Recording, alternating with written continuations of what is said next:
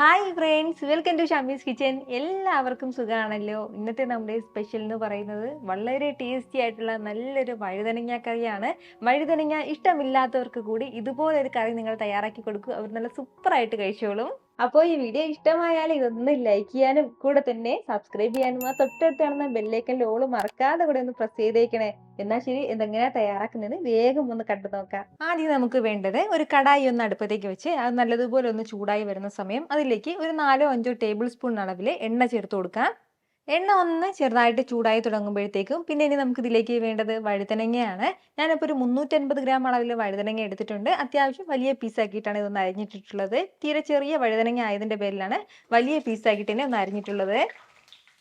Flame ഒന്ന് മീഡിയത്തിൽ വെച്ചിട്ട് നല്ല രീതിക്ക് തന്നെ നമുക്ക് ഒന്ന് വഴറ്റി കൊടുക്കാവുന്നതാണ്. നമ്മൾ ഇതുപോലെ എണ്ണയിലൊന്ന് വഴറ്റിയെടുക്കുന്ന സമയത്ത് നമ്മുടെ വഴുതനങ്ങയുടെ ആ ഒരു പച്ച ടേസ്റ്റ് എല്ലാം നന്നായിട്ട് ഇതൊന്ന് മാറിക്കിട്ടും. മാക്സിമം ഒരു 3-4 മിനിറ്റ് വരെ മാത്രം ഒന്ന് വഴറ്റി കൊടുത്താൽ മതിയാവും. അതായത് നമ്മുടെ വഴുതനങ്ങ ഒരു 50-60% മാത്രം വെന്ത് കിട്ടിയാൽ മതിയാവും. ഇപ്പോൾ നമ്മുടെ വഴുതനങ്ങയെല്ലാം ഏകദേശം ഒന്ന് സോഫ്റ്റ് ആയി കിട്ടിയിട്ടുണ്ട്. നന്നായിട്ട് വെന്ത് കുഴഞ്ഞിട്ടില്ല. ഈ ഒരു രീതി ആകുമ്പോഴത്തേക്കും നമുക്കിനി ഇത് എടുക്കാവുന്നതാണ്. ഇനി വേണ്ടത് നമ്മൾ വഴുതനങ്ങ വഴറ്റിയെടുത്തതിൽ നിന്നും കുറച്ച് എണ്ണ ഒന്ന് മാറ്റുകയാണ്. ഇതിലേക്ക് നമുക്ക് ഒരു 1/2 ടീസ്പൂൺ അളവിൽ കടുക് ചേർത്ത് കൊടുക്കാം. കൂടെ അതുപോലെ ഒരു 1/2 ടീസ്പൂൺ അളവിൽ മുഴുവൻ ഉഴുന്നും കൂടി. ഇനി നമുക്ക് വേണ്ടത് ഉലുവയാണ്. 1/4 ടീസ്പൂൺ അളവിൽ ഉലുവ കൂടി ചേർക്കാം. ഉഴുന്നിൻ്റെയും ഉലുവയുടെ കളറൊക്കെ നന്നായിട്ടൊന്ന് മാറിക്കിട്ടട്ടെ. ഉഴുന്നിൻ്റെയും ഉലുവയുടെയും കളറൊക്കെ മാറിക്കഴിഞ്ഞാൽ ഒരു 20ഓളം ചെറിയ ഉള്ളി നമുക്ക് ഇതിലേക്ക് ചേർക്കാവുന്നതാണ്. കൂടെ അത്യാവശ്യം വലിയ വെളുത്തുള്ളി അല്ലിയിൽ 9-10 വെളുത്തുള്ളി അല്ലിയും കൂടി. വെളുത്തുള്ളി അല്ലിയും നമ്മുടെ ചെറിയുള്ളിയൊക്കെ ചേർത്തിട്ട് വീണ്ടും നല്ല രീതിക്ക് ഒന്ന് വഴറ്റിയെടുക്കാവുന്നതാണ്. ചെറിയുള്ളിയൊക്കെ ചെറുതായിട്ടൊന്ന് വെന്ത് തുടങ്ങട്ടെ. ഒരു അല്പസമയം ഒന്ന് വഴറ്റി കൊടുത്തപ്പോഴത്തേക്കും നമ്മുടെ വെളുത്തുള്ളി അല്ലിയുടെയും അതുപോലെ തന്നെ ചെറിയുള്ളിയുടെയൊക്കെ കളറൊക്കെ ഒന്ന് മാറി തുടങ്ങിയിട്ടുണ്ട്. ഈ ഒരു സമയം ഇനി വേണ്ടത് അത്യാവശ്യം വലിയ തക്കാളിയിൽ ഒരു തക്കാളി ചെറുതായിട്ടൊന്ന് അരിഞ്ഞെടുത്തിട്ടുണ്ട്. ആ തക്കാളിയും കൂടി ചേർക്കാം. തക്കാളിയും ചേർത്തിട്ട് വീണ്ടും നല്ല രീതിക്ക് ഒന്ന് വഴറ്റിയെടുക്കാവുന്നതാണ്. തക്കാളി ചെറുതായിട്ടൊന്ന് വെന്ത് കിട്ടട്ടെ. ഫ്ലെയിം മീഡിയത്തിൽ തന്നെ വെച്ചിരിക്കാവുന്നതാണ്. പെട്ടെന്ന് തന്നെ തക്കാളി വെന്ത് കിട്ടിക്കോളും. എന്നാൽ ഇതുപോലെ നമ്മുടെ തക്കാളി എല്ലാം ചെറുതായിട്ടൊന്ന് വെന്ത് തുടങ്ങി കഴിയുമ്പോഴത്തേക്കും ഇതിലേക്ക് നമുക്ക് മസാലകൾ ചേർക്കാവുന്നതാണ്.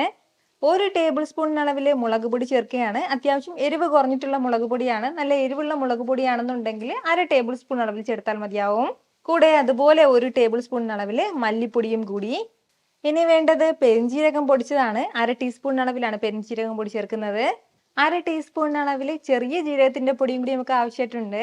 ഇനി വേണ്ടത് മഞ്ഞൾപ്പൊടി. 1/2 ടീസ്പൂൺ അളവിൽ മഞ്ഞൾപ്പൊടിയും കൂടി ചേർക്കാം. ഇത് ഇത്രയും മസാലകളും ചേർത്തിട്ട് നമ്മുടെ മസാലയുടെയൊക്കെ ആ ഒരു പച്ചമണം മാറുന്നവരെ നന്നായിട്ട് ഇതിനൊന്ന് വഴറ്റിയെടുക്കാവുന്നതാണ്. നല്ലതുപോലെ തന്നെ 1-2 മിനിറ്റ് നമുക്ക് ഇതുപോലെ ഒന്ന് വഴറ്റി കൊടുക്കാം. ഒരല്പസമയം ഒന്ന് വഴറ്റി കൊടുത്ത് നമ്മുടെ മസാലയുടെയൊക്കെ ആ ഒരു പച്ച ടേസ്റ്റ് മാറിക്കഴിഞ്ഞാൽ ഇനി നമുക്കിതിലേക്ക് വേണ്ടത് ചെറിയൊരു നെല്ലിക്ക വലുപ്പത്തിന് പുളി എടുത്തിട്ട് അത് കുറച്ച് വെള്ളത്തിലേക്ക് ഒന്ന് മിക്സ് ചെയ്ത് ആ പുളിവെള്ളം മാത്രം ചേർക്കുകയാണ്. കൂടെ തന്നെ 2 കപ്പ് അളവിൽ നല്ല ചൂട് വെള്ളം കൂടി ഇതിലേക്ക് ചേർത്ത് കൊടുക്കാം. നമ്മൾ ഇതുവരെ ഇതിലേക്ക് ഉപ്പ് ചേർത്തിട്ടില്ലായിരുന്നു. അപ്പോൾ ആവശ്യത്തിനുള്ള ഉപ്പും കൂടി ചേർക്കാവുന്നതാണ്. ഈ ഒരു വെള്ളം കണ്ടിട്ട് അതിനുള്ള ഉപ്പ് ചേർക്കരുത്, കാരണം ഇത് നമ്മൾ വറ്റിച്ചെടുക്കുന്നതാണ്. ഈ ഒരു സമയം കുറച്ച് കറിവേപ്പിലയും കൂടി ചേർക്കാം. നല്ല രീതിക്ക് തന്നെ ഇതുപോലെ ഒന്ന് തിളച്ച് വന്നു കഴിഞ്ഞാൽ ഇനി നമുക്കിതിലേക്ക് നമ്മുടെ വഴുതനങ്ങ ചേർക്കാവുന്നതാണ്. വഴുതനങ്ങയും ചേർത്തിട്ട് എല്ലാം കൂടി ഒന്ന് ഇളക്കി യോജിപ്പിച്ച് കൊടുക്കാം.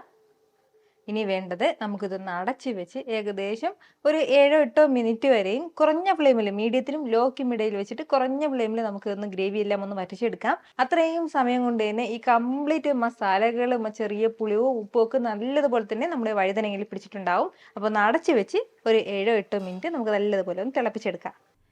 ഇപ്പോൾ നമ്മുടെ ഈ കറി ഇങ്ങനെ തിളയ്ക്കാൻ തുടങ്ങിയിട്ട് ഏകദേശം ഒരു 7-8 മിനിറ്റോളം ആയിട്ടുണ്ട്. അത്രയും സമയം കൊണ്ട് തന്നെ നല്ല പെർഫെക്റ്റ് ആയിട്ട് റെഡി ആയിട്ടുണ്ട്. നമ്മുടെ ആ വെള്ളം എല്ലാം വറ്റി നന്നായിട്ട് കുറുകിയ ഗ്രേവിയോട് കിട്ടിയിട്ടുണ്ട്. അപ്പോൾ നമുക്ക് ഇതിൽ നിന്ന് കുറച്ചും കൂടി കൂടുതൽ കട്ടി ഗ്രേവി വേണമെന്നുണ്ടെങ്കിൽ കുറച്ചും കൂടി കൂടുതൽ വെള്ളം ചേർക്കാവുന്നതാണ്. എങ്കിലും നമ്മൾ വേവിക്കുന്ന ആ ഒരു സമയം 7 മിനിറ്റ് തന്നെ ഒന്ന് വേവിച്ചെടുത്തേക്കണം കേട്ടോ. നല്ല സൂപ്പർ ടേസ്റ്റി ആയിട്ടുള്ളൊരു വഴുതനങ്ങ കറിയാണ് കേട്ടോ. വഴുതനങ്ങ ഇഷ്ടമില്ലാത്തവർക്ക് കൂടി നന്നായിട്ട് ഇഷ്ടമാകുന്ന രുചിയിലുള്ളൊരു കറിയാണ്. ട്രൈ ചെയ്ത് നോക്കുന്നവരൊക്കെ മറക്കാതെ നിങ്ങളുടെ ഫീഡ്ബാക്ക് ഒന്ന് അറിയിച്ചേക്കണം. കാരണം നിങ്ങളുടെ ഫീഡ്ബാക്ക് കാണുമ്പോഴായിരിക്കും അത് മറ്റുള്ളവർക്കും തയ്യാറാക്കി നോക്കണം എന്നുള്ളൊരു പ്രചോദനം ഉണ്ടാകുന്നത്. ഇത്ര എളുപ്പത്തിലും രുചികരമായിട്ടാണല്ലേ നമ്മൾ തയ്യാറാക്കി എടുത്തിട്ടുള്ളത്. അപ്പോൾ ഇത് ഇഷ്ടമായാൽ ഇതൊന്ന് ലൈക്ക് ചെയ്യാനും കൂടെ തന്നെ നിങ്ങളുടെ ഫ്രണ്ട്സിനും ഫാമിലിക്കും എല്ലാവർക്കും ഇതൊന്ന് ഷെയർ കൂടി ചെയ്ത് കൊടുത്തേക്കണം. ഇതുപോലുള്ള റെസിപ്പിക്ക് വേണ്ടിയിട്ട് നമ്മുടെ ഷമീസ് കിച്ചൻ ചാനൽ ഫോളോ ചെയ്യാനും സബ്സ്ക്രൈബ് ചെയ്യാനൊന്നും ആരും മറക്കരുത്. വീണ്ടും നല്ലൊരു ഷാർ വീഡിയോ ആയിട്ട് നാളെ കാണാം. അതുവരേക്കും എല്ലാവരും ഹാപ്പി ആയിട്ടിരിക്കുക, സന്തോഷമായിട്ടിരിക്കുക, എല്ലാവരും സേഫ് ആയിട്ടിരിക്കണം. Take care friends. ടാറ്റാ.